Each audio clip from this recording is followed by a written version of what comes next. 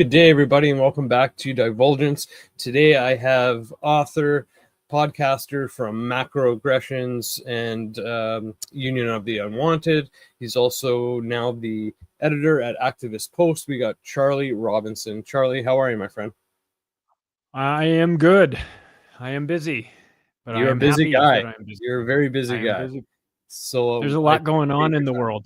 I yeah, man. aspire to do nothing, right? So that at one point, hopefully, we'll get where there won't be a bunch of bad stuff we need to report on, and so I can just be bored at home doing nothing, doing a football podcast instead. That's the dream, right? Just doing a sports podcast or a hobby podcast or something. That'd be great. For sure. Yeah. So, I hope things are well with you, my friend. It's great to see you again now that I have my show up and running again.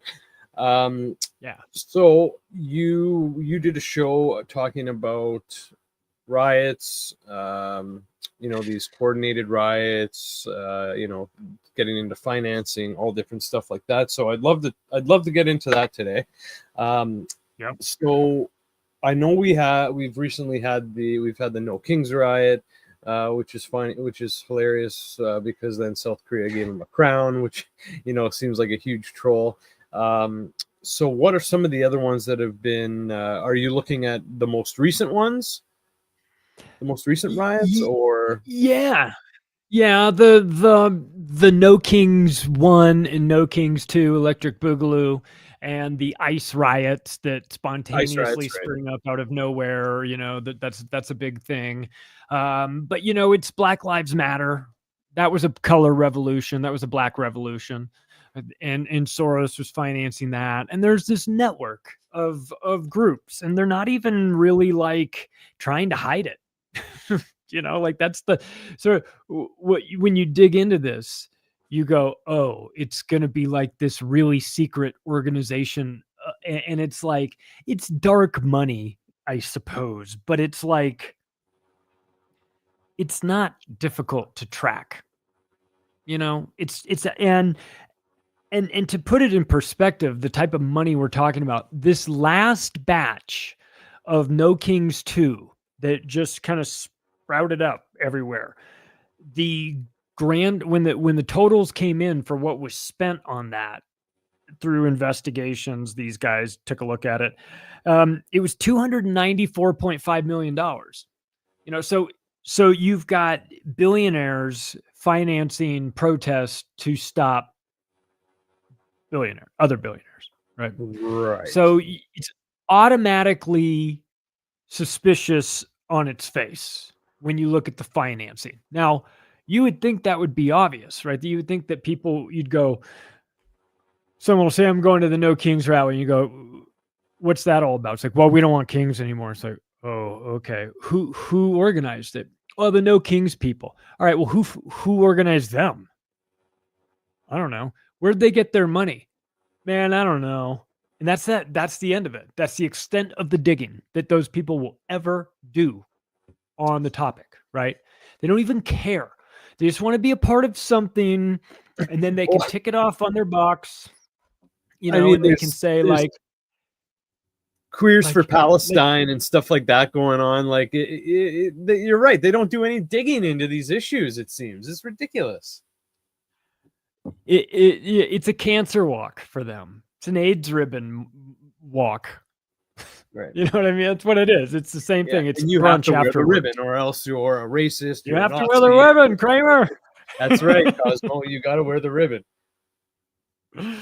Yeah. So, and the irony. This was funny. You kind of mentioned it too. They didn't just have the No Kings protest in America. It was global. Right? Which is easy to do, spontaneously planning global events at the spur of the moment. Yeah, that's real easy to do. But anyway, when they protested in countries that actually had kings, they changed the name to No Tyrants. Right. Because they're serious about those kings until they get into a situation where there's an actual king. Well, there is a goddamn king. Yeah. They're pretty quiet about it. Right. Yeah. So, I mean, the whole thing is fake. But the money is real. and the reasoning behind it is real and diabolical, and it's social engineering, and it's being financed by groups that are all also heavily invested, coincidentally, in depopulation. Okay. uh, Soros, Ford Foundation, Tides Foundation, Warren Buffett, Reid Hoffman, Mark Benioff, Bill Gates, all depopulation, all World Economic Forum, all for some reason interested in getting rid of billionaires, even though they're all a bunch of billionaires. Isn't that nice of them? It's so nice of them to finance this revolution, on our behalf. Right. So it's fake, fake, fake, fake, fake all the way through. And but what's also happening, and this is something that the people participating in this just are completely clueless about. And that is that they are walking into a very real trap, a data gathering trap. Right. Every single one of the people who've been at these events has been captured on either a cell phone tower, a toll road, mapped by their satellite radio, caught on a flock camera, caught on a facial recognition camera at an event, caught with a Reaper drone that's circling the event. And they got you. If you were there, they know you were there. So you've walked into a trap, a digital January 6th, again, right? So all over nation internationally, but here we're kind of talking about like North America. And it just reminds me of that scene in the movie Heat where De Niro and Val Kilmer and the bank robber guys go out to this port in Long Beach. They're standing out there and they're looking around and everything, and the guys are watching them with the binoculars, and then they leave. And then the cops go down there to stand there to see, like, what the fuck were they looking at from here? And then it dawns on them. What are they looking at? They're looking at us. They're watching us. They're watching us. We just got made, right? So that's what it is. What's going on down here at this No Kings thing? What are we looking at? No. You're not looking at anything. They're looking at you. Wow. So this is reality now. We're in a Palantir world, okay, where buildings get social credit scores, and that's the determining factor on whether or not Israel turns them into rubble or not. Okay, so like we're way past like put you on some government Excel spreadsheet watch list. This is way more nefarious than that. It's a blending of Silicon Valley with the Pentagon, and it's pretty dark, man. Yeah, they've been very close lately, especially since Trump got back into office. Lots of dinners with a lot of familiar faces from the tech world, from Silicon Valley. Yeah, I mean, Trump's backing crypto. I don't think that worked out so well for him, but I mean, he's a grifter. He'll grift anything. I mean, he's selling watches now, right? Trump watches. It's Trump time, So I guess it's a grifter either way. But yeah, anyways, the point is that I mean, I feel like sometimes you'll see interviews with people like I've seen some with Mark Zuckerberg where he's saying that he's pushing back on the Biden administration or government in general. But I mean, you got to think that they are concocting some pretty elaborate schemes or connections, so to speak, for the future of the country and how they're going to be using technology. You see all the stuff that's being given to the public recently, and you just got to also think that, well, the government obviously is has their hands on stuff that's much more capable and can do much more things, like you said, all this data surveillance, facial recognition, On last time, my last show, we were even talking about how ice. Well, I'm sure we'll get into ice, but ICE agents are just scanning people's faces right on the street, with their phones and stuff, and it's like amazingly intrusive, and it just makes me think of something like going back to Minority Report, where they put those spider cams that crawl around and scan everyone's eyes to check a building when they're looking for a suspect or where they're looking for a person, right? So I feel like we might not be too far off from that. No, and the worst people in the world are in charge of this technology as well. Peter Thiel, Right. Alex Karp, Sam It's scary stuff. Altman, and then you've got this sort of thought leaders, the lunatic thought leaders like the Hararis of the world who are preaching transhumanism, and Klaus Schwab, and they're talking about how, like, well, we have to blend the man with machine into something beyond, into the fourth industrial revolution. And what I found that was horrible but super interesting was that when you dig into the origins of the word transhumanism, you're going to be kind of alarmed, because Okay.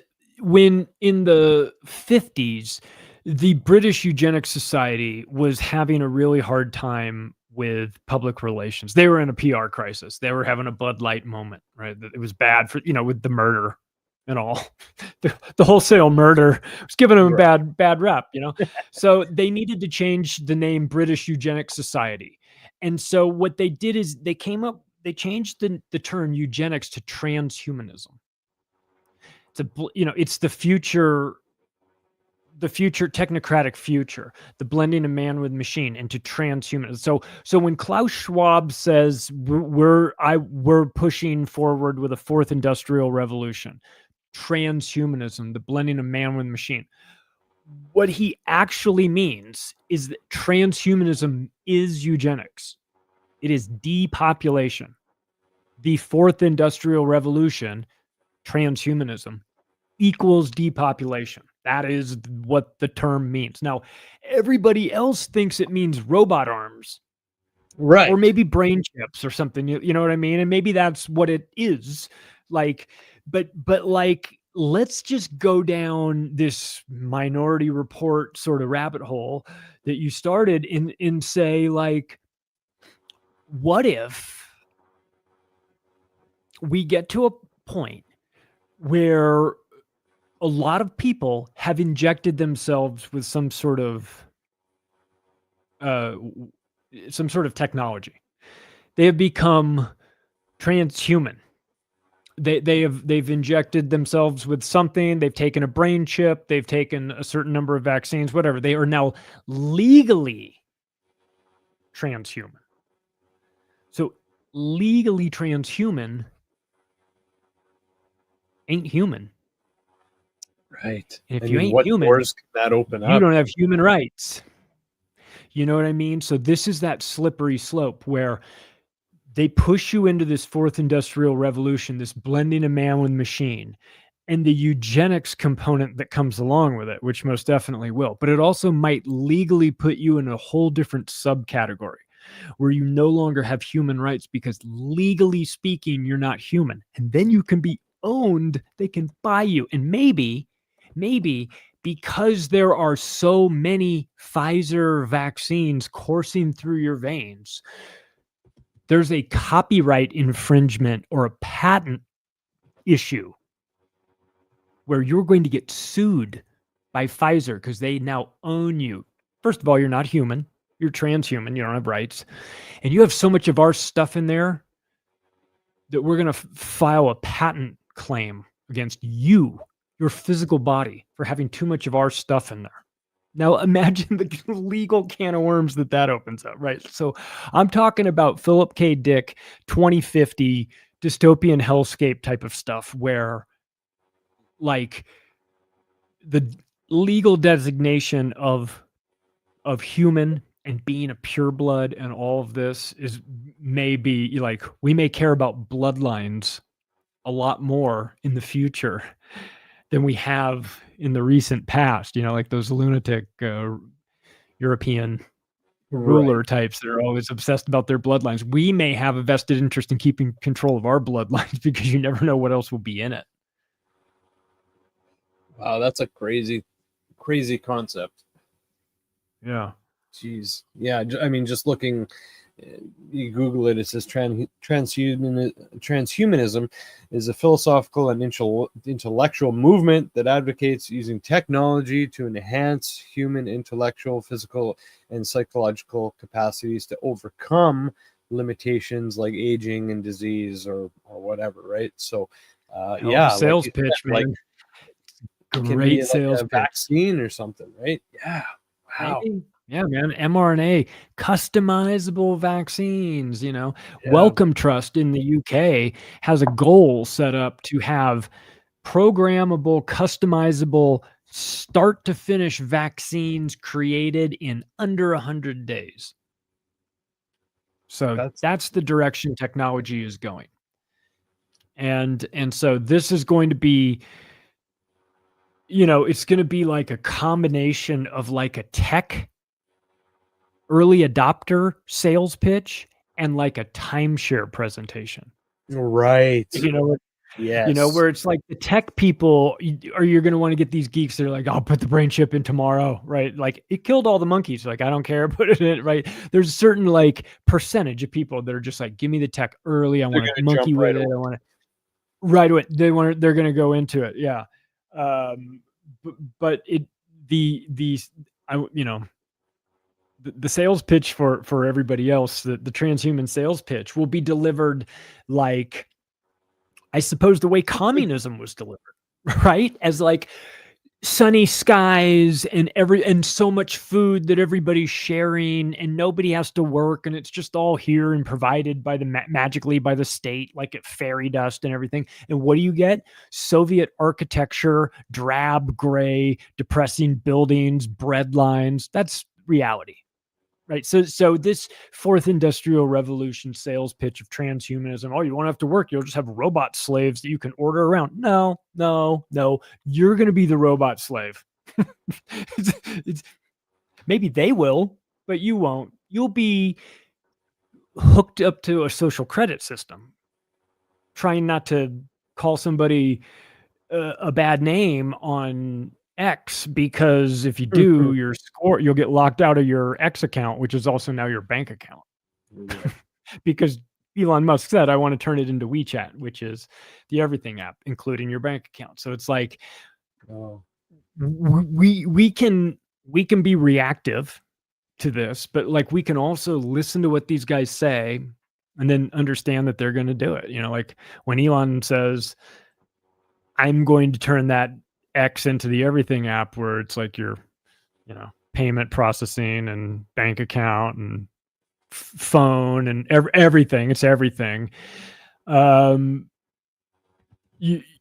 need to trust him when he says he's going to do that. He's not an empty promises type of guy. He's the type of guy that makes that stuff happen. So it's like, sometimes they'll tell you what they're going to do before they do it. And if you're paying attention, you'll hear it. You'll hear it before everybody else. You'll sound crazy. Everyone will think you're nuts, but you'll know what you heard, and then when it happens, you'll go, yeah, I heard about that like a million years ago. Crazy. That's what it feels like to me. Going back to the financing of the riots, I wanted to ask, so what is this money being used for? Like, is it, and that makes me think of two things. Are we paying for protesters and rioters? And like, it makes me think of back when with the Black Lives Matter, I think it was the Black Lives Matter movement, riots and all that, protests, where there was all these bricks lying around, and then it was coming out that maybe Soros or Gates or someone had paid for them. Was that true? And like, has that happened more? And is that a thing, or was that just kind of like a theory? No, it not only was it true, but the company providing the bricks was called the Acme Brick Company, ACME, Acme Brick Company, Oh my God, which so is that was like, that's like every generic fake corporation name that was yeah, used in every cartoon yeah, as a kid. Like every Roadrunner cartoon was that, they ordered the explosives from the Acme Explosives Company, whatever. And it was the Acme Brick Company. And I was just like, I almost had to stand in appreciation of the audacity of it. You know what I mean? I right. was like, good for you guys. I mean, Yeah, you're a bunch of you could. scumbag villains and all, Yeah, but you do have I do appreciate the sense of humor as you leave pallets of free bricks around that will most definitely find their way going through windows, especially when you hire the agitators on Craigslist and don't even bother to cover it up. So all of this stuff is real.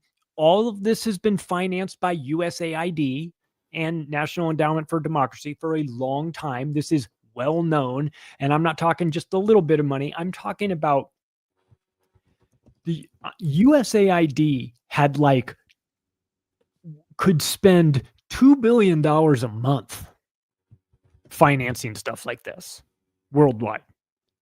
2 billion a month. And they've been doing that for decades.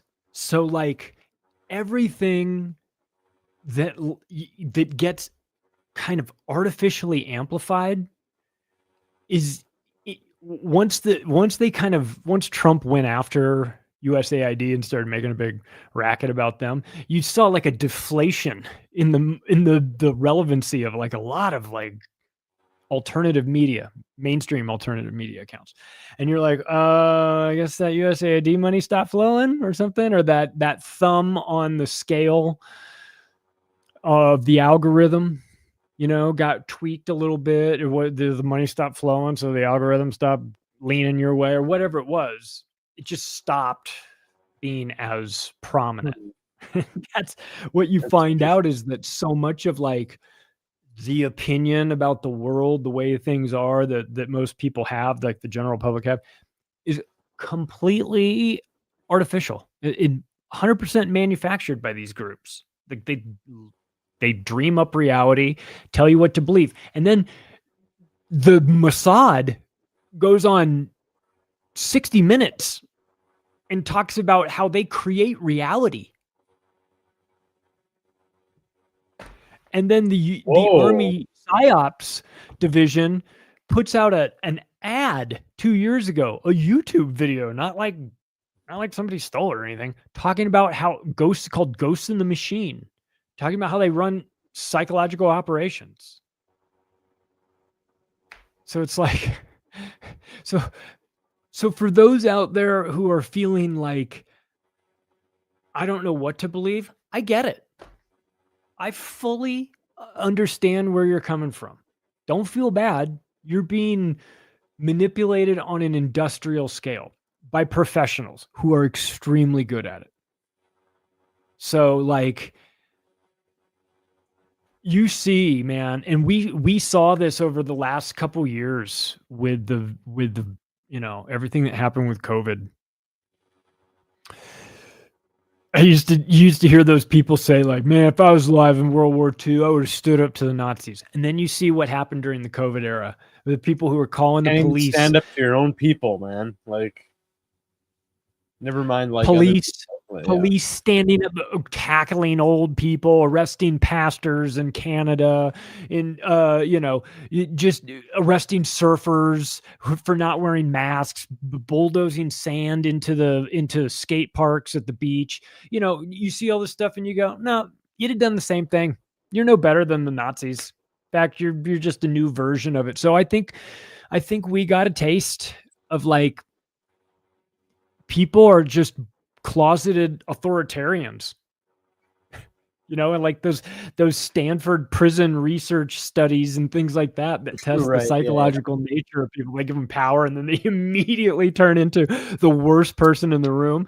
You're just like, God, like, but think of what an advantage that is if you're the state or you're like the CIA or whatever, and how people are going to behave. Well, roundabout, how 80% of the people are going to behave, let's just say. It's like having the keys to the kingdom, man. You Yeah, could just man. do whatever you want. You really can create reality. They probably just laugh. They must just laugh at how stupid we all are for not seeing. It's just so obvious. Yeah. Yeah. And I mean, sometimes it being so obvious and the fact that people aren't seeing it makes, like, personally, it almost makes you question yourself, but it's just like, no, man, like, this is not right. Yeah, am I crazy? I'm not crazy. Yeah, I can't be the exactly. only person that sees this, right? Yeah, exactly. That's why I enjoy talking to people like yourself, and it makes me feel very grounded. It makes me feel very sane. So yeah, At least you know that there's at least one other crazy person out there like you. Yeah, I suppose. Um, that's funny.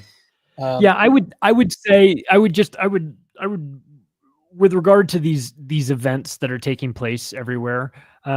These are boomer honeypots. You know, just stay away from them. You don't want it. These are not the sorts of things like if you support these causes, support them from afar. Like, don't walk into a trap. Don't give these people information on you. You know, I kind of joked about this um, earlier in the year in Mexico at an Acapulco when I welcomed everybody to the event. I was on stage. I welcomed everybody to the event, and then kind of joked that congratulate. How many people are new? First time, and maybe about like that's probably like 60% of the people were new, which was great. And then I congratulated them for all being on a watch list because you are. yeah, You just know you are. Yeah, it doesn't mean that they're going to come get you. It doesn't mean, but you're on the list of people who go to that. And the irony is that there's nothing like nefarious going on there, but it doesn't matter because they just classify you're a free thinker, and that's dangerous, I suppose.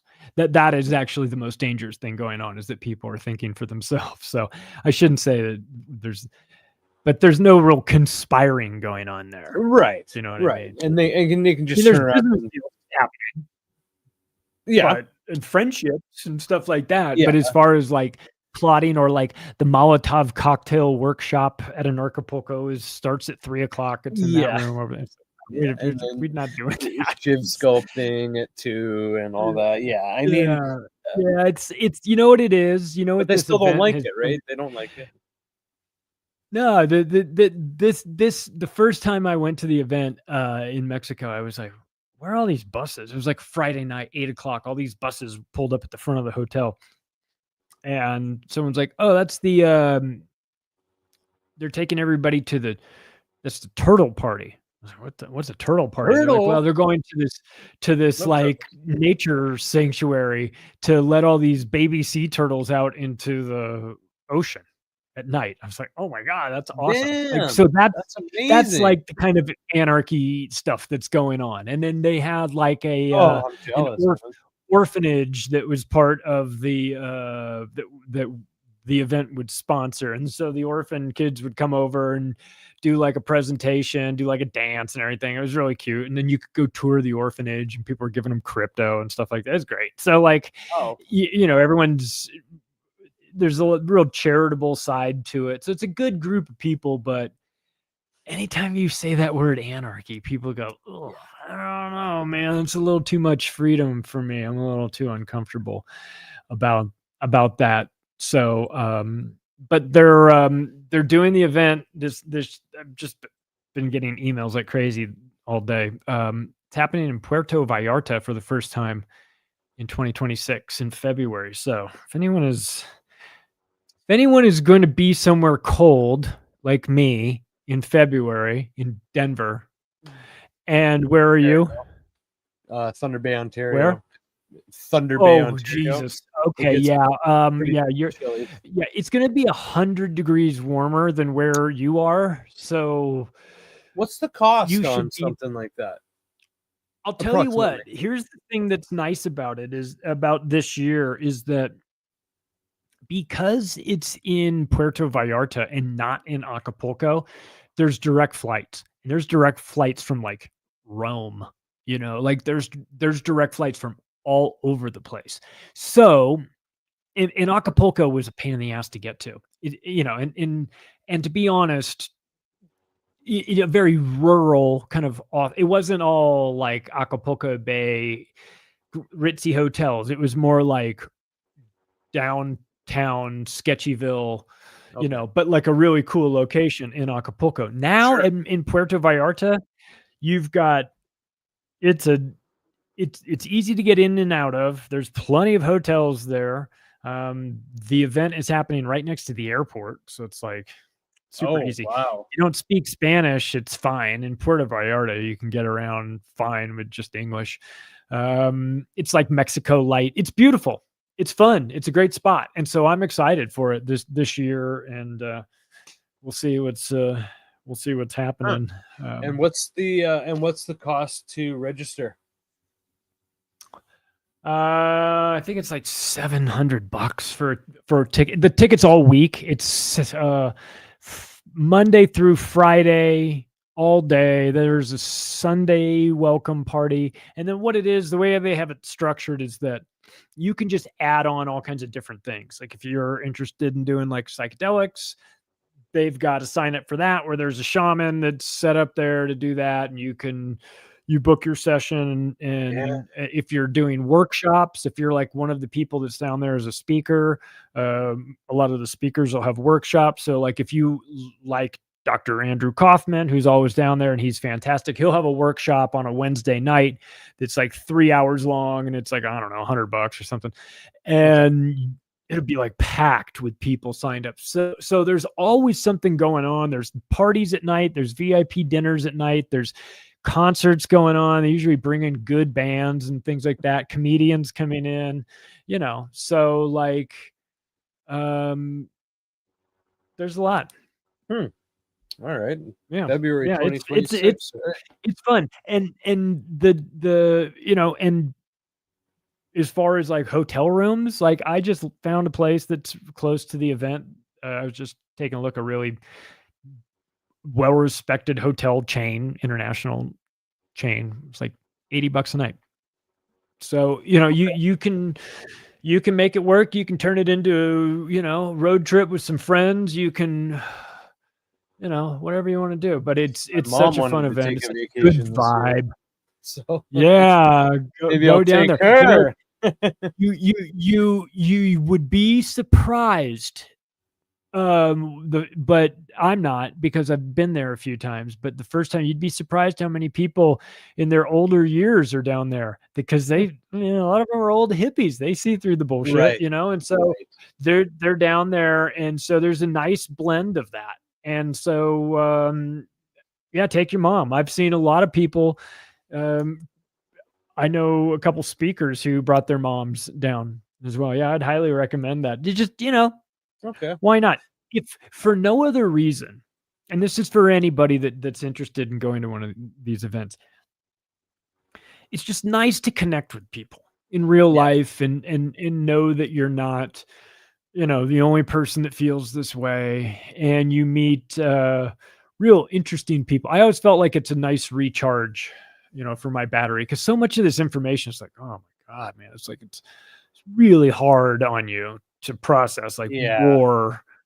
And I'm, as editor of Activist Post, I'm republishing all the stuff that anti-war is writing about. I'm republishing about the technocracy that Whitney Webb is writing about. And it's like, you go like, holy moly, like it could be a bit overwhelming. It's nice to get away from that sometimes, to go to a beautiful place, be around like-minded people for a couple days, right? Just for a couple days. You come and you go whenever you need to do it. But they were breaking up the days. I don't know how it'll be structured this time, but it was like, day one was like Anarchy Day. Day two was like sound money, gold, silver, crypto. Day three, sovereign skills. Day four, health and wellness. Day five, like spirituality, all kinds of crazy stuff like that. But every night there's different workshops going off all over the place. You just kind of bump into everybody. It's a great week if you can find the time to do it. And I'm of the belief that we here in America, but I'm sure you in Canada too, we have Federal Reserve notes in our wallet. They're not even dollars anymore. They're just Federal Reserve notes. And I am of the belief that you should turn those soon to be worthless Federal Reserve notes into memories, into experiences, into, adventures and things like that. Like, you won't regret going on these trips if you can. And I know it's not not everyone can just like wave a magic wand and go to Mexico, but if you can, and if you can plan on it and you can make it, it's worth it. It's just, it changed me after that. Okay. And so Well, you and sold if me, you're somebody man. who's like, So I want to try psychedelics, I've never done psychedelics, I want to be in a right, good yeah, place with safe space and safely, try yes. ayahuasca or try DMT or whatever, or, in some place, you can do it. You can do it. I'll tell you what, in fact, so this year, I had a Canadian filmmaker named T. Snyder with me in Mexico. He was making a documentary series, a series of mini documentaries on people in the independent media. And he was already in Mexico. And so he came to Acapulco and followed me around for the week there at an Acapulco, which was great, which was fun.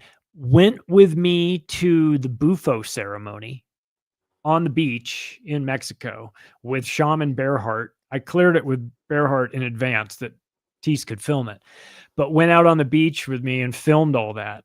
Then came to Nashville and for the Third Eye Carnival there, and then came to Denver, where I live.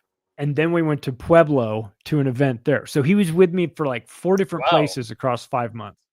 Yeah. And he made this mini documentary and it's out. And you can find it on his channel, conspiracysynergy.com, or you can find it on YouTube at T. Snyder, Teace Snyder, Snyder, T. Snyder, one word, put it all together. He's a brilliant filmmaker, and I've known him for years, and that's kind of the reason why I said yes to it. But he did Derek Brose's mini documentary, Ryan Christian. He just did one with Mark Passio. He did one with the Grimerica guys up in Canada too, where that was the first one. So he sort of embeds himself for a while and Tease is I was just messaging with him before we went on, and he's just a brilliant guy. But he's if you think about like the type of stuff we talk about, if you brought somebody from Hollywood in who's like, I want to do a documentary on, he'd be like, what is all this stuff, right? Like, it would blow his mind. You don't think he'd be able to focus on it. It would all be too overwhelming and it'd seem fake. But Tease knows the source material better than anybody. He's read all the books. Right. He knows everybody and he knows this stuff. So like when he's at an Acapulco filming all the speakers and the behind the scenes stuff, like he knows who's who and he knows what's what. And so you don't have to explain to him like, first the bankers came and they start all the wars. He's like, right, I've read all the books. I know it all. You know what I mean? Like he legitimately does know it all. So I felt comfortable with him because of that. And that's why I kind of let my guard down. So if anyone's interested and they want to watch that mini documentary, it's out. You can find it. It says Macroaggressions. It came out a couple months ago. And Nice, but man. we started it in February and filmed it through July, and then he edited it and came out a little while ago. That's so cool, man. That's cool. Good for you. And yeah, I will unfortunately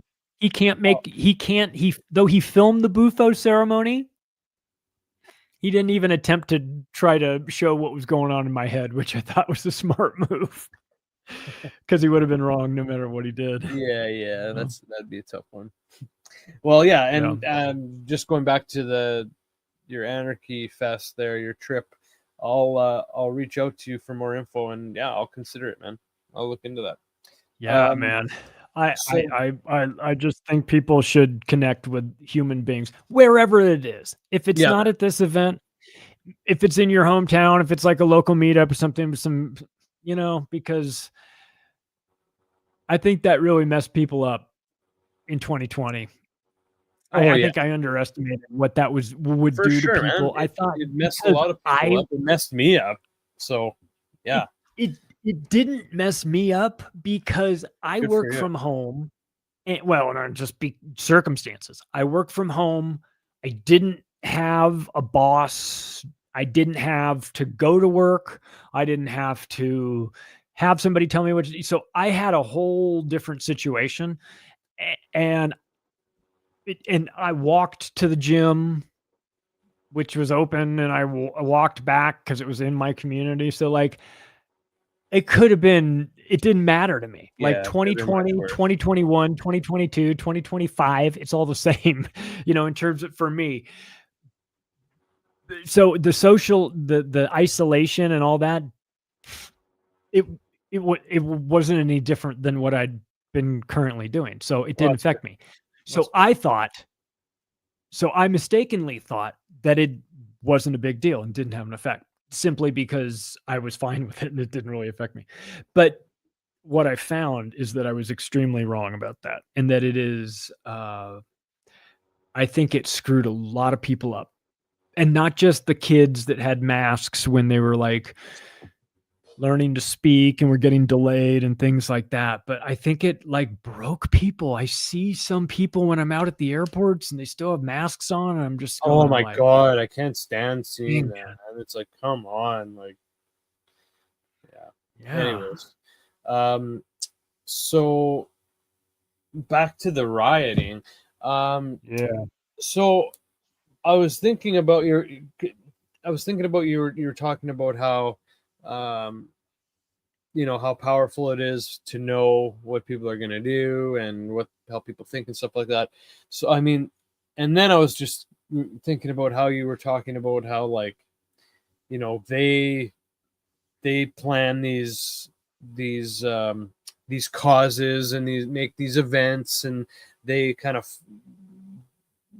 for lack of a better term, brainwash these people into supporting or not supporting whatever side, and have the sides fighting. It's almost like, you know these interested parties are facilitating this, facilitating that for that very purpose, to know, what we're going to do, what we're going to think.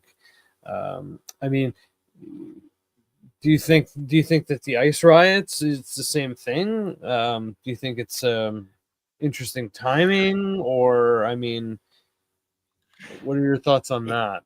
Because it seems pretty You know, reactionary.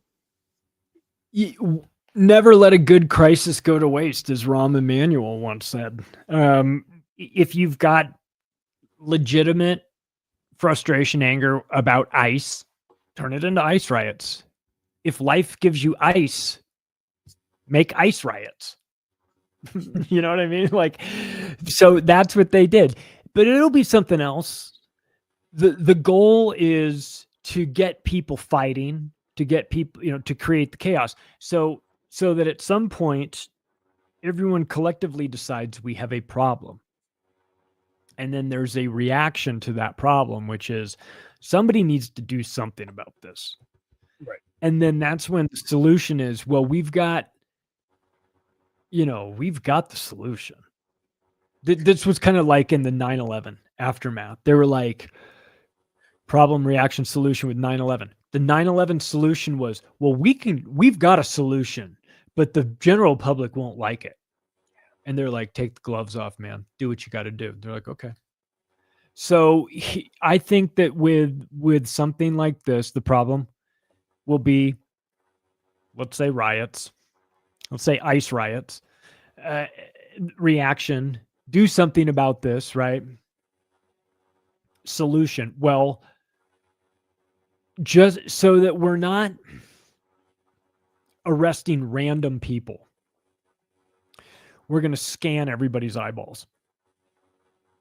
We're going to feed that into a system.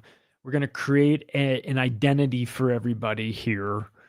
And then we'll just do it biometrically for immigration.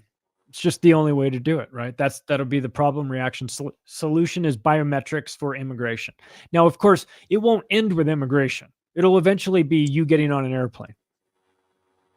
So, but that's the problem reaction solution method of doing that. You've got to create enough chaos to create a reaction of do whatever you need to do. And the more chaos you create, the more you get to do whatever it is you want to do. Right. So if it's 9/11, you get to start unwinnable wars in the Middle East for the next decade. If it's, you're just kind of mad about no kings, I don't know. I don't know that sort of like warrants the sort of overreaction. But if you string together a network of simultaneous car bombings, Operation Gladio style, strategy of tension, where you just start cranking up the heat everywhere. I'm not talking big cities. I'm talking medium and small town cities, just to make it extra scary, like it could happen in anywhere, and have those going off, right? Do something. That's always intelligence groups behind that. That is always the FBI in America. It's always the CIA and in these other, or MI6. That's what they do. When it's organized chaos, organized terror like that, it's them. When it's like, oh, it's Al Qaeda, it's all these terrorists. Who's organizing them? That's the leader of Al Qaeda. Who's organizing them? Well, MI6 and the CIA. All right, well then that's Al Qaeda, and Mossad too. Okay, so Israel runs Al Qaeda. Great, right? So I think sometimes people aren't. Like with the riots, you don't know. People don't. The vast majority of people don't really dig into the topic, the whatever it is that they're supposed to be mad about. I mean, there's legitimate reasons for these people to be out in the streets in these Democrat-controlled cities protesting about their lives. But the irony is that in Los Angeles, they should be protesting against Karen Bass, the mayor of LA, who burned their city to the ground and has 1 million people in LA County on welfare. They should be mad at her, but instead they're blaming Trump. Trump isn't doing anything to LA. Man, he's not doing anything to LA. This is a product of your own insanity. You're mad about your current situation. Look in the mirror. Look at who you're voting for. Look at who's ruling over you. These retards and Karen Bass and Gavin Newsom and all these California, this mafia. Karen Bass is an avowed Marxist. She studied in Cuba. I'm not even making it up. Like, she's the mayor of LA. There was an election yesterday in New York City. You might have heard they elected a socialist. Yeah, man. As the mayor of New York City, the finance capital of the world. Let's hear about that. I want to know your thoughts on that. Oh my God! What do you think's going to happen with New York? Like, do you think he's going to be able to do any of these big ticket items that he promised? I mean, what's city council going to say, and the governor, and what the hell, man? Socialists are destroyers, not builders. He's not going to build 200,000 units in New York City, because if he could build that, they would have been built by now by actual people who aren't socialists, who know how to do this. He's going to run government grocery stores. Oh, that'll go over well. A notoriously hard industry to make money in, grocery stores. Razor thin profit margins, 1-2% if you're lucky. You make a ton of money. Yes, very, very thin margins. You make your money in volume. You got to sell a lot of stuff, right? Socialists do not run businesses. It is the exact opposite of what they do. They can't do it. The idea, and by the way, the reason why they need the grocery stores in the urban areas is because the ones that were there before got looted so bad with shoplifting that they couldn't make any money and they closed up or moved somewhere else. So if you think that you're going to put government grocery stores there and they're not going to have a similar or worse fate, you're delusional. So as soon as they open up, they'll just get looted as well. Not to mention, government bureaucrats are not qualified to run grocery stores. There's a whole supply chain. There's a lot to it. I'm not qualified to run grocery stores either. And I have a business degree. Okay. But I certainly wouldn't be trying to do it if I was somebody in Washington, D.C., who's like, you know what this thing, or I guess in this case, New York City, some bureaucrat in the housing division. You're gonna build 200,000 units? I don't think so. This is an impossibility. So it's going to be a catastrophe. He knows nothing about economics. He's proposing to raise the minimum wage. Well, he says he's going to do it from $16 an hour to $30 an hour. What? I haven't heard that one. Yes. $30 an hour minimum wage? What? Does this guy have a fucking magic wand or what? He's going to raise corporate tax rate from 7.25% to 11.5%. That's over 4% higher for the corporate tax rate. Just so you know, currently, this is the tax structure of New York City. There's a New York City has a 3% income tax just because it's New York City. In addition to the state tax, in addition to your federal tax. Okay. They have, when you buy something in the city, there's a 4.5% city sales tax on top of a 4% state sales tax. That's a grand total of 8.875% total sales tax in New York City. Then they add essentially the top 1% in New York City pay 50% of the taxes. And they did a survey, and 7% of those making 250,000 or more said they're most definitely leaving. So and Wall Street's going to leave. They can't deal with this. This is it's economic uncertainty. You know, it's like, yeah.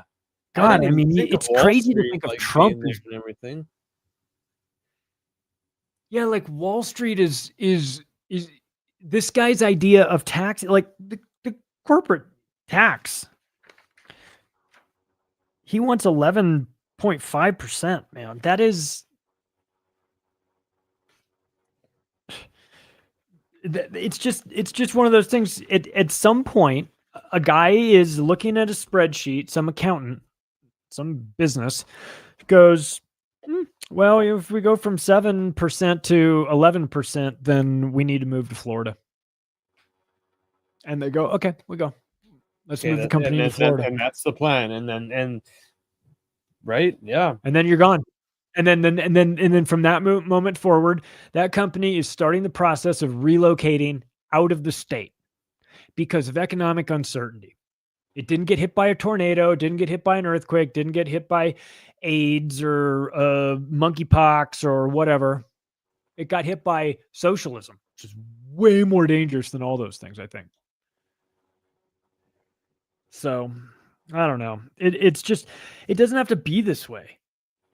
And like, I've got an episode I'm going to do on it. I've got all my notes. That's why I kind of pulled this out. It feels like, you know, for better or for worse, it's going to be like watching a terrarium. Like, just take this city and then add some bad ideas and let it bake for a while and just watch what happens. And we got this in San Francisco with Chesa Bowden when he was installed as the San Francisco district attorney, the woke DA who reimagined crime. Anything under $951 that was stolen was not a crime. It was not a misdemeanor. There was no police report. Police were not coming. You cannot call the police. Anybody who stole anything under $900, under $951 specifically, you could literally fill up a backpack with stuff and walk out the door and nobody can do anything to you in San What's Francisco. been the result of that? Crime goes through the roof. All the businesses either went out of business or moved out of San Francisco. And it's in an economic doom loop, which is impossible to pull out of. It's a commercial real estate catastrophe. It's a drug-fueled haven. It's got 30% vacancy in the office buildings. It got destroyed during COVID. The BART system's revenue is down 70%. So it's a catastrophe. And it's all because of shit like that. Let's just reimagine policing. Let's not do that. So it's like this poor bastard who was running a liquor store. He had everything in the store priced at $951. And then it said, take to the register for a coupon. And the coupon would be for like whatever he decided it was. Right. So that he made it so that anything that they stole was actually breaking the law. And even that, is sort of like almost like a goof. But that's coming to New York City. It's not going to end well. Like real socialism's never been tried. Well, good luck with that. I feel bad for the people who are like sane and who are held hostage there, like against their will, like, we don't want this. This is crazy. Yeah. But, 2 million people in the last 10 years have moved out of that tri-state area. 2 million people in the last 10 years have left, taking with them a lot of money, taking with them losses in personal income, 111 billion in New York, 30 billion in New Jersey, 12 billion in Connecticut. 150 billion gone in the past 10 years. Florida and Texas, as a result, have gained $250 billion in personal income as a result of this. So congratulations, New York. You're bad at economics. Your ideas are stupid. Your people are going to suffer, and you have nobody to blame but yourself. So I don't know what anyone wants me to say. Like, I hope you get everything you voted for. I mean, can you just imagine if New York just became like, I mean, it's looked at as such an important, iconic city, right? But imagine if it just was kind of almost stripped of that. I mean, I can't even imagine, man. That's I can imagine that. Why I can imagine that? I was there in September of 2023 for a 9/11 conference that I was speaking at, and I walked around the city. I walked around Times Square with a phone camera and video camera, and I was videoing, the street, and I was just kind of doing like a walk and talk. But I locked eyes on this guy who was sitting on the sidewalk, just right in the middle of shooting up heroin, just looking right at me in the camera. I was like, what the fuck? In Times Square, like not a care in the world. That's all. I felt bad, I mean, I feel bad for him. It was real, like, I mean, I remember it. It was like, like, where'd it go wrong, buddy? It's not too late. Hopefully you turn it around. But like, yeah, the wheels have fallen off in New York. The wheels fell off in the 70s too. There was a similar thing that happened. It got flooded with drugs. They tried to reimagine crime as well. It did not go well. And in the 70s, where the place was just totally run down. Sketchy, peepland on, stuff like that. Then Giuliani comes in and Mario Cuomo comes in, and they start to clean things up, and they start to corporatize it and, change the whole sort of landscape of it. So it's been done before. It's been a shithole. New York in the 70s was a undisputed shithole. And then in like by the mid 90s, it was corporate Disneyland mostly, like Times Square and everything. And you could, that's its own problem, of course, but it's not, you weren't going to get shot there, you know. And now it's going back. Now it's reverting. Now it's back to like Sketchyville, where like, just like, why? Jeez, I mean, yeah, I'm curious in a you know, a worried way, you know, what's going to happen. Just like you mentioned, especially to some of the people that are just caught up in this, right? Yeah. Jeez. It would have been. Yeah. This guy in New York is talking about the abolition of private property. Yeah. Yes, I've heard him talk about that. If you're living there, you're like, what does this mean for my business? About? Yeah. Yeah. Abolition of private property. I own a dry cleaning business, and you know what? Are you saying you're going to come seize the means of production? Like, in my speaking bakery? of riots, like, do you foresee riots in New York? No, because the people who would be rioting don't own anything. They don't do anything. They don't produce anything. They don't own businesses. They're not entrepreneurs. They don't have the means of production. They're too busy doing nothing. They're paid to be angry. And that's part of this Riot Incorporated that I was doing, was that, you know, there's so much money out there to pay these people to be angry on demand. You know, and like, go out there and what are we mad? You know, and you'll see the man on the street interviews like, hey, what are you mad about? We don't want kings. What has Donald Trump done that makes him a king? And they're like, no fucking idea. So like, no idea, like no clue, no guess, you know, like nothing. And you go, oh, like these are like meat suit people, you know, like physically there, but not like, not mentally, like they don't know what is going on here. They're being paid to be angry. And so some of this stuff is like, man, it's like, is it even real? Like, is any of this anger even real? I get it. Some people, I get it that people don't like Donald Trump, but like, yeah, if you have to pay people to be at the Black Lives Matter rallies, and you have to create the organization, and you have to do all the marketing and the branding and do all that stuff, and then you have to create it's like you're putting on a show. If you have to put on a show, the anger feels performative to me. It doesn't feel organic. It feels inauthentic. And I think there are genuine reasons for people to be angry. But I think what's happening is that they're co-opting, you know, they co-opt the movement to control it, you know, and this is right. The controlled opposition is the rioters, you know. I mean, it's like, who are we protesting against? The billionaires. All right, who's financing us revolutionaries? The billionaires. Like, why?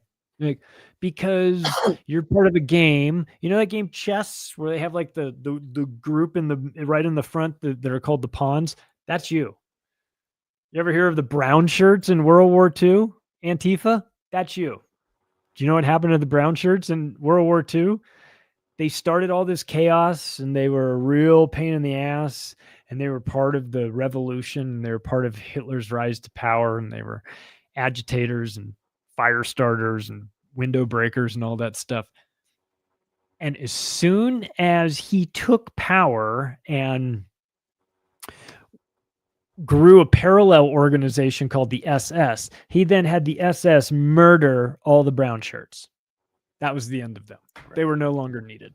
And that is what the Antifa leftists purple hair retards can't figure out is that, as Yuri Bezmenov says, when they're done with the revolution, they will be put up against the wall because they're no longer needed.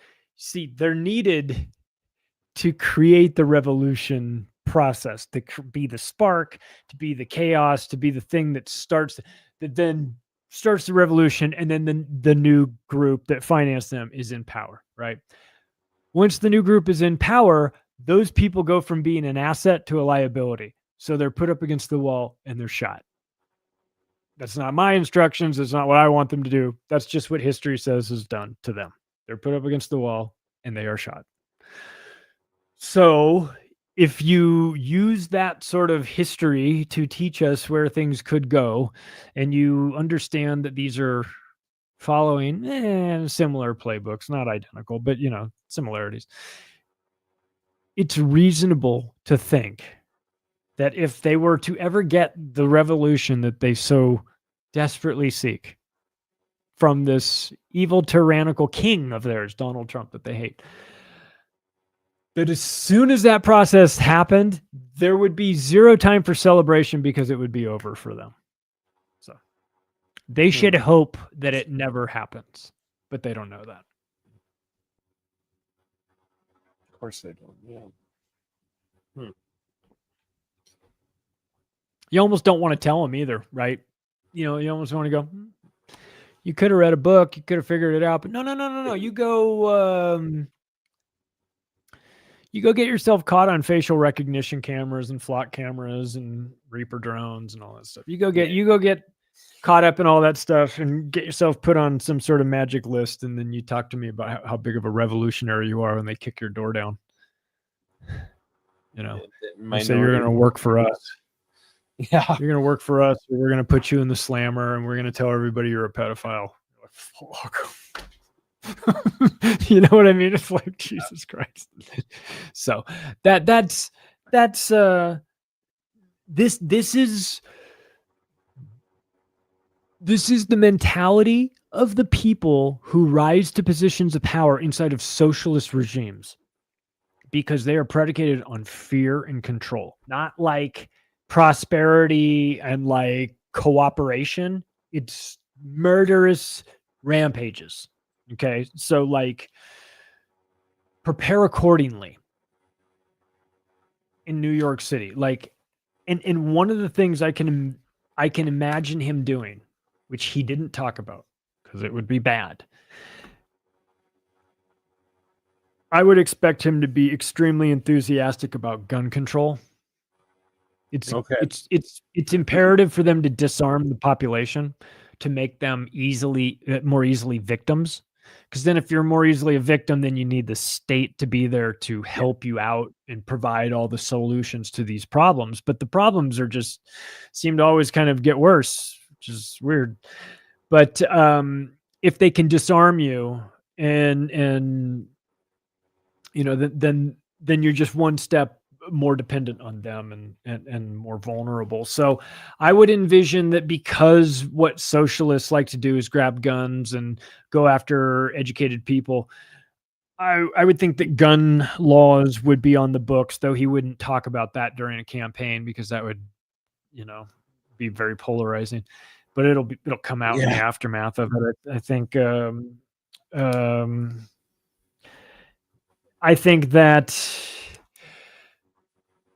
taxing Wall Street would be a disaster, which is why he'll do it, and chase them out because they don't have good ideas on these things. Seems to just want to disrupt, almost. Yeah. So that is kind of the MO of these leftist groups. They're not builders, they're destroyers, and they're agitators, and they're good at gumming up the works. And that's useful depending on where you are in the system. You could use those people to get things done, but like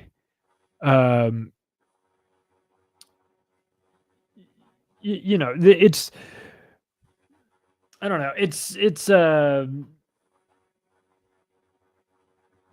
God, it's just I can't believe that that people are going to not just allow socialism to happen in New York City, vote it in and to thunderous applause. You know, I know people are economically illiterate. I know that. And I'm not trying to say that I know it all or anything like that. But I mean, I have an idea of, but you can't, the only people who see these ideas and these programs as positives are people who are getting something from it. If you're in a position where you actually work for a living, everything you do is going to be more expensive. And by the way, it wasn't just New York. We had these elections yesterday here in the States. Not every state, just a couple states have it. Yeah. I don't know why that happens. It's a Yeah, weird me thing. neither. It's a weird Everyone's thing. like, It they're is, like, it's yeah. election Tuesday. I was like, they're like election Tuesday. I was like, why? Like, didn't we do that last year? Like, whatever. So anyway, but there was, and so there was like Virginia, and there were some other states where like leftists got in there, like socialists got in there, people who are like have really crazy ass ideas. And Really? so this is one of these Wow. things that like you, I wish people were more informed on what socialism does. It sounds nice, and I get the sales pitch. And when you're a 22-year-old kid, you know, in college, you want to help people because it's the right thing to do. And I understand all of that. But they just don't understand that, like, the mechanics of socialism breaks down after the group is between 200 and 300 people. That's not my theory. That's social social studies people who have worked in the field have said anything above 300, the bonds are a little bit too stretched. You don't maybe know everybody in the tribe as well. You know, there's accountability, but maybe once you get a little too big, there's just less of it, you know. And so socialism works in small situations with the right like-minded people that are homogenous, and you've got to have a lot of factors go right. You know what I mean? And even then, it's like you got to get kind of lucky. This idea that they're going to sprinkle magic fairy dust and make everybody the same is crazy. But that's what commies do. And they do that because they don't value human life as being worth much. And so because they don't value it, they make everybody sort of equally the same. And that is, I'm not participating in that. You know what I mean? Like, and if you're living in New York City, that's coming in your future. A very bizarre, skewed version of reality is coming your way, and you can either be a part of it. Good luck to you, man. I mean, or you can, like, you have the benefit of technology. You know that guy won. You know that he's coming. You know what it's going to look like. Do you need to wait until the day is here, until the things get bad? Or is it the right time to leave now? Do you want to be the last guy to figure out to put your house up for sale? Or the first? You know what I mean? Like, so again, we talk about this stuff and it's crazy and some of it's kind of scary, but I don't want it to be like misconstrued as being like fear porn or something like that. Like, this is valuable information, I would say. Like, if you're in New York City, it's life or death information. You got to make some calculations as to like what you're going to do on this. If you're outside of New York City, like most of us, then it's going to be like a science project. It's going to be watching how crazy things get. And I hate to be as desensitized as calling it a science project, because it's human beings are going to be affected, and I don't like that. doesn't matter what I think or what I like or whatever. It's happening regardless. So we're going to watch it and we're going to see it with our own eyes. We're going to see the cause and effect. And then we're going to see the leftists deny reality in the aftermath and say, well, it's because real socialism was never tried. It'll be some new excuse of why this magical utopia isn't going to work. They're just so certain it's going to work. Of course, they never take human nature into account or anything like that. But they have feelings. We have facts, and they don't care about our facts because they have feelings. And that's a very tough position to argue against, because it's like emotion. How do I feel? Yeah. How do you fight that? How do you feel? I don't know. You feel however you want to feel after you read the facts. So I don't care. Feel however you want to feel. I'm not trying to sell it, but get honest about the facts first and then feel however you want to feel. But what I have found is that so many people are just not interested in the facts. As long as they have their feelings, and as soon as they get their feelings, that's the way they're going to feel about it. It's tough to change people. So I just, I don't know. I don't know what we do. I can't. Yeah. It's so true though. Yeah, they should take the fact before the feeling, but their feelings prevent them sometimes from even listening to the facts, looking at the facts, digesting the facts. I mean, it'll be interesting to see what Trump does now with this guy. He called him out in the acceptance speech. Trump threatened to cut funding if the New Yorkers voted for this guy, and they did. So he'll cut it because he's a vindictive. Ball buster. He'll for sure cut it. We all know that. He can to show that he's got the big dick in this, right? Yeah. Well, so we'll see. It'll be interesting to see what he does next about that. Yeah. I mean, New York has a big tie to Trump, right? So, that's just he's got connections there. He's got friends in low places. Yeah, no kidding. So, it'll be really interesting to see what unfolds with that. Anything else that you want to get into before we wrap it up, my friend? No, I just hope everyone will go to activistpost.com and take a look at the. Tell everyone where they can find your website. Charlie. Yeah. So I got approached summer of 24 by the previous owners of Activist Post. I love Activist Post. I've been reading articles there for 10 years. And I knew the guys a little bit. I'd submitted articles there, and they said that they were looking to go do something else, and that they'd been running that for 15 years, and they'd built this amazing platform that was part of the disinformation 200 list of 2016 that got hammered along with Zero Hedge and WikiLeaks and all of them.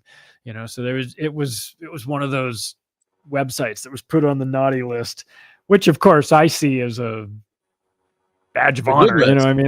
Some people are like, oh, that's a bad investment. I'm like, that's awesome. I don't know what you're talking about. That's the greatest thing I've ever heard. So they asked if I wanted to buy it, and I said no.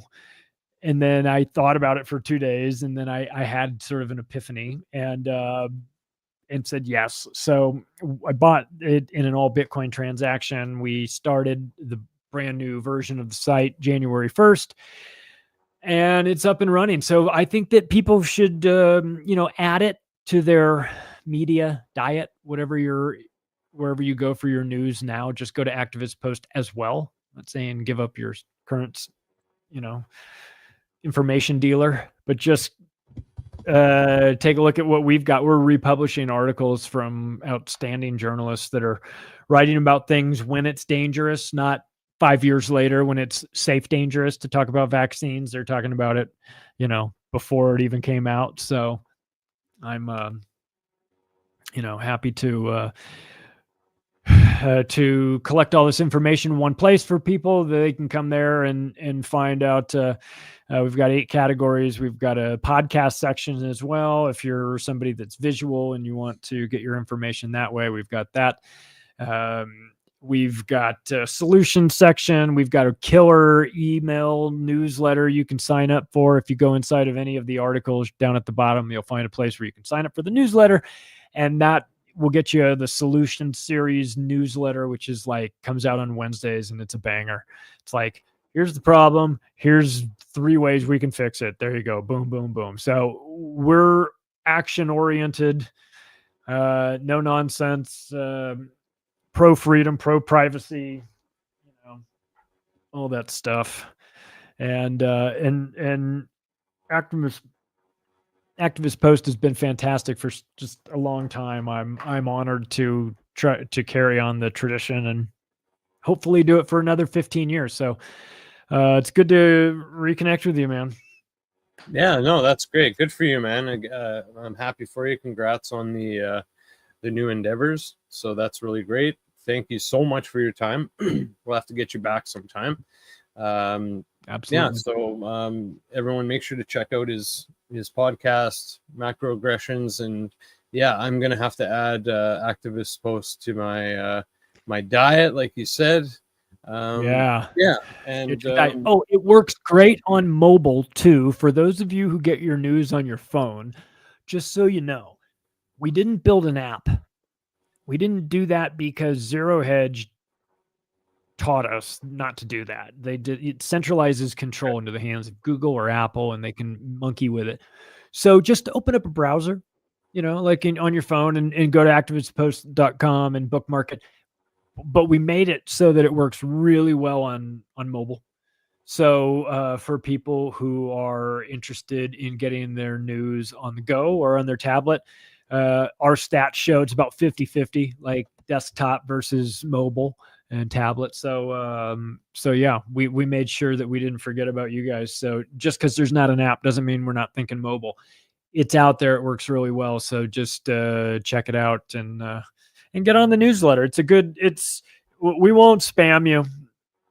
It's all good stuff. I promise you. It's really funny too. I've got a friend named Jeff who's writing all of it. He's just as fed up with the system as the rest of us, and he's got a great sense of humor. So he's dialing in the snarkiness. So I think people will like it. If you're going to read an email newsletter, and then on Sundays the email newsletter is the weekly wrap ups, like 3 of the top best stories of the week. It's easy. You just go boom, boom, boom. See those 3 real fast. You'll be done in 2 minutes. Good. Cool, right on, man. I'll sign up for that too. So yeah, everyone, check out Charlie. Yeah, right on. Please subscribe to the Divulgence podcast. I might have an episode Friday, and then we got William Ramsey coming back on Saturday. So yeah. Oh, I love him. He's the best. What are you guys talking about? Do you know? We every once in a while we kind of dissect some movies, but this time we're talking about the Smiley Face Killers, and then next time we're going to dissect Fight Club. There's no better person to talk about the Smiley Face Killers, I don't think, than him. Exactly. That's fantastic. So yeah, make sure to check that out. And yeah, thanks again, Charlie. Appreciate your time, buddy. Thanks for having me.